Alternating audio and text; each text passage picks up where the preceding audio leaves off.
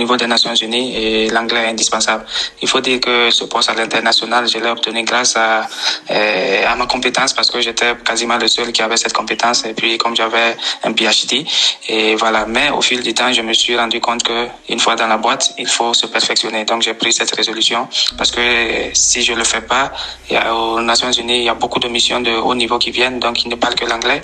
Et voilà, si ton supérieur remarque que tu n'es pas à l'aise dans cette langue, les différentes missions ne sont pas dirigées vers toi, il peut commencer à perdre confiance en toi malgré tes compétences. Et voilà, et donc c'est vraiment capital. Du point de vue personnel, je commence à perdre confiance en moi malgré mes compétences. Et voilà, ce qui n'est pas bien pour quelqu'un qui souhaite évoluer.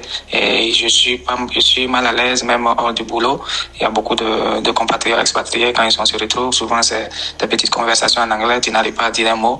Et voilà, ça t'amène à te renfermer. Et voilà, donc. Ça, c'est quelqu'un qui vient dans notre programme d'immersion afin qu'on puisse l'aider à parler couramment l'anglais et à garder son poste aux Nations Unies. Si vous êtes aux Nations Unies ou dans des organismes similaires, l'anglais est capital. C'est quelqu'un qui a de grands diplômes. Il a dit PhD, c'est le doctorat. C'est le plus haut degré de diplôme que vous pouvez avoir. Mais malgré cela et malgré ses compétences, aujourd'hui, son poste est en danger. Tout simplement parce que dans l'entreprise, il est l'un des seuls qui ne parle pas très bien l'anglais. Et tous les yeux commencent à être rivés sur vous. Lorsque vous ne parlez pas très bien l'anglais autour d'un pot, en dehors du travail, vous vous retrouvez avec des compatriotes de travail, mais des expatriés qui ne parlent que l'anglais et vous êtes là dans votre coin et vous êtes en train de siroter votre jus ou vous êtes en train de boire votre verre mais vous ne dites absolument rien. Mais ils vont penser que vous n'êtes pas social et ça enfreint directement sur votre poste parce que aujourd'hui les soft skills, c'est-à-dire les qualités interpersonnelles sont plus recherchées en entreprise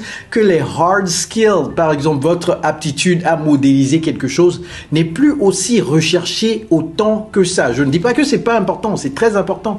Mais si vous n'arrivez pas à parler avec vos collaborateurs, à parler de tout et de rien, de petites conversations. C'est ça qui est le plus important. Si vous n'arrivez pas à faire ça en entreprise, vous êtes foutu. Et vous l'avez entendu, il a dit les missions qui sont importantes pour votre développement en entreprise. À un moment donné, lorsque votre superviseur remarque que votre anglais n'est pas bon, mais ces missions ne sont plus dirigées vers vous. Elles sont dirigées vers quelqu'un d'autre. Et petit à petit, vous commencez à perdre votre place. Et dès que votre contrat arrive à son terme, eh bien devinez quoi? On va vous remplacer. Donc encore une fois, vous êtes aux Nations Unies ou dans des organismes similaires, s'il vous plaît, maîtrisez l'anglais.